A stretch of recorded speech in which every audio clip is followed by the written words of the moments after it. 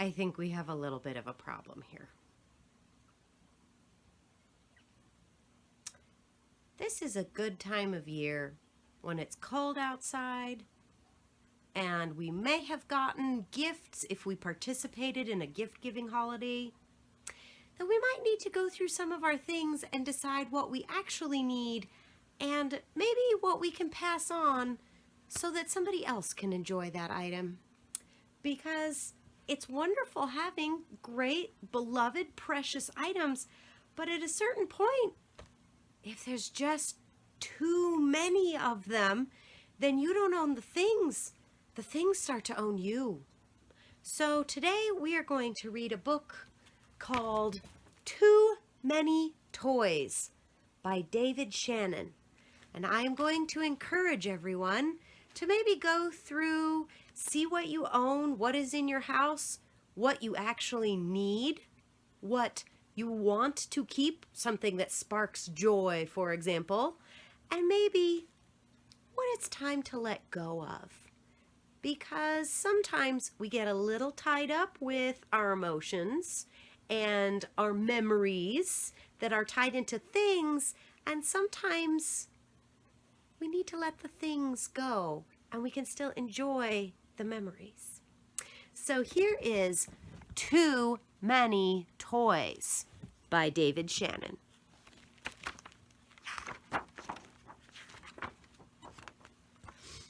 Spencer had too many toys.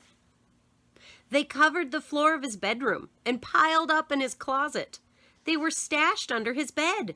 They spilled down the stairs and into the living room.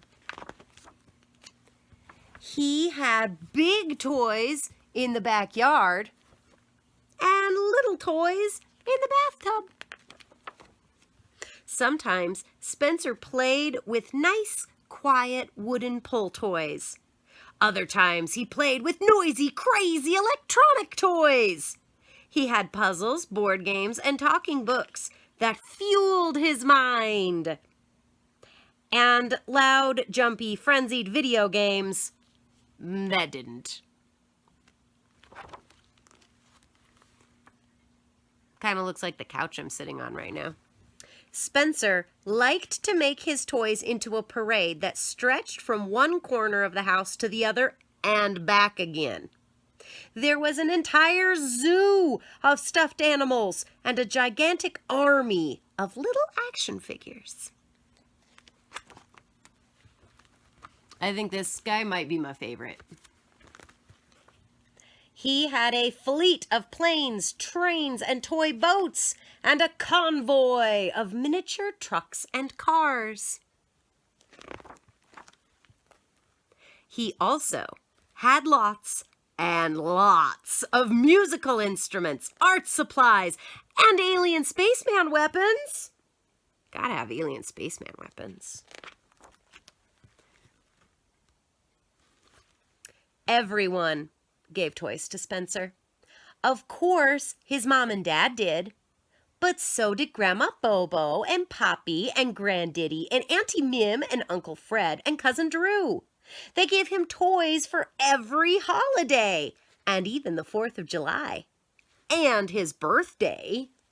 He also got toys from all his friends on his birthday, and on their birthdays too when he went to their parties.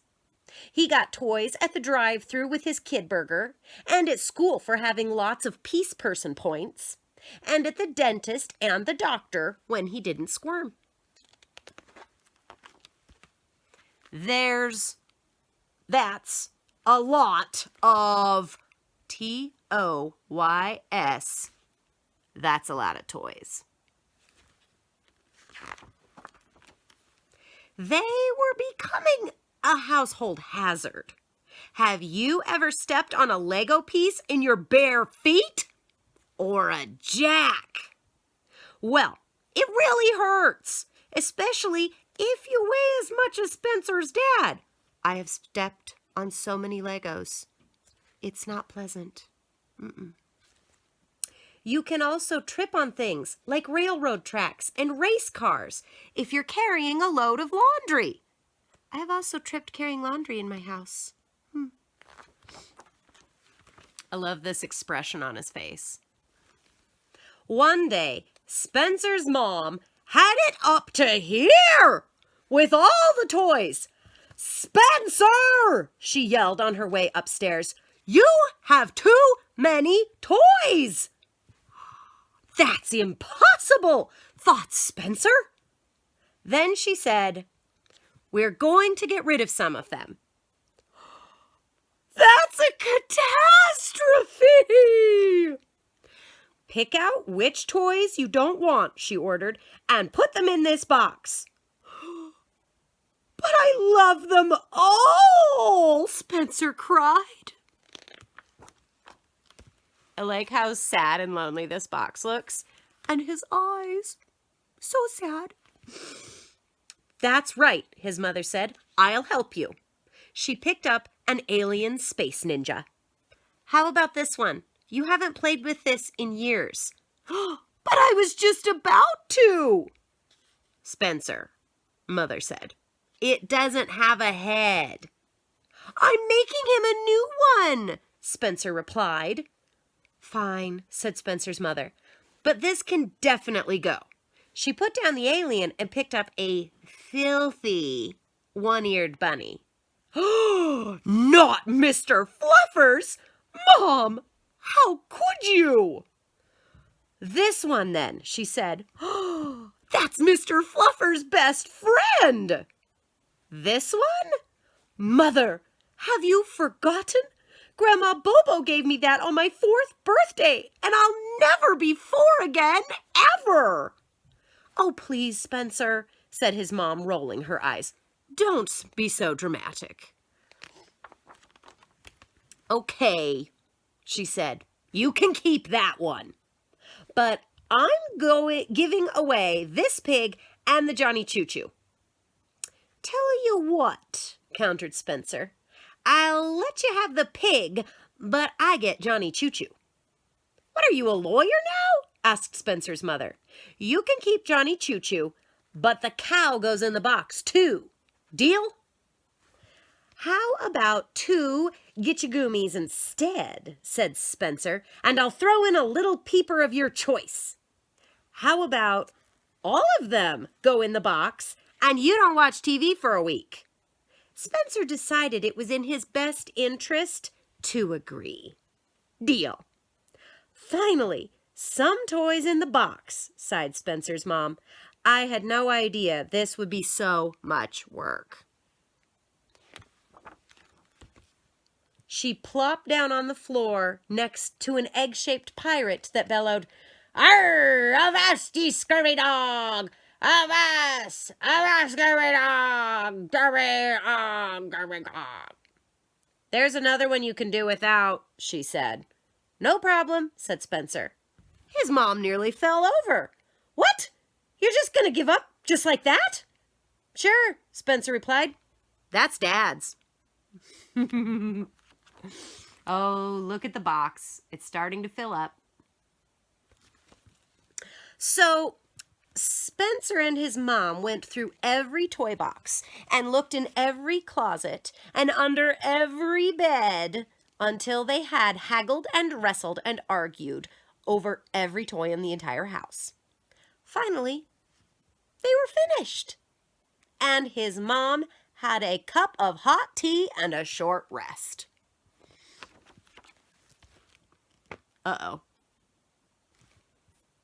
Everything came out of the box.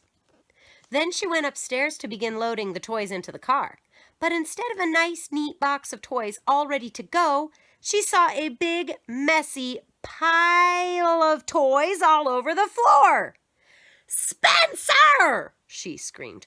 "What have you done? We had a deal." "You were right, Mom," Spencer called from his bedroom. "I do have too many toys. But we can't give away this box. It's the best toy ever." I always had a lot more fun playing with the boxes than the actual toys themselves. You can make anything out of a box. So the idea here is that you might go through your belongings Whether you have a whole bunch of stuff all over the house like Spencer did, or maybe you just have a few things that you want to get rid of.